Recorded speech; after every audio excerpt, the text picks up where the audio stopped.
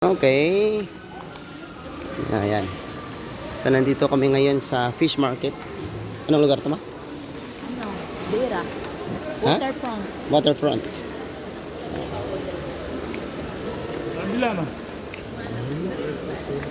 So, mayroon ditong mga fruits na mura.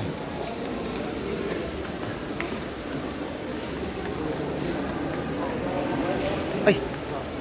Ayun.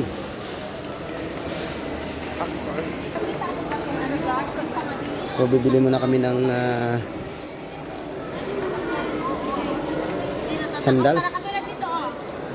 Kasi na wala, wala akong dala. Ganito, yung itim. Ito, okay na ito, ma. Okay sa akin itong ganito eh. Parang di mamatibay. Natatanggal ko yan. Kasi yan. Parang di mamatibay. Yan. Tingnan mo, andito eh. Naka-ano siya. Nakalagay siya. Ano yan? Susido. So, bumuli ng Dubai hat.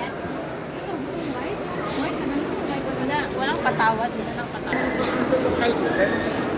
So, papasok na kami sa loob ng fish market. Binago naman nila, ma.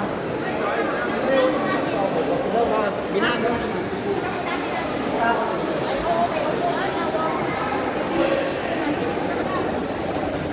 Nak. Taas mo. Yan. Grabe dito. Iba-iba klaseng sugpo.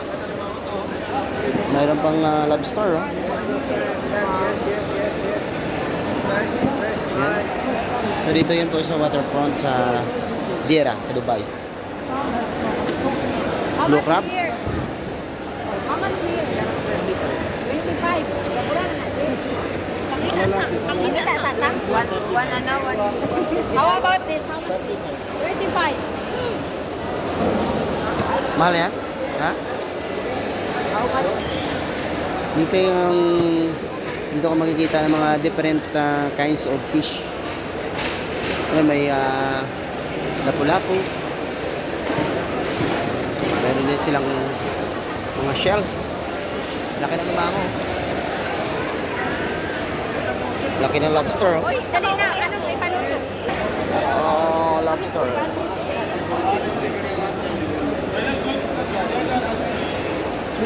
So maraming mga seafoods dito na magaganda.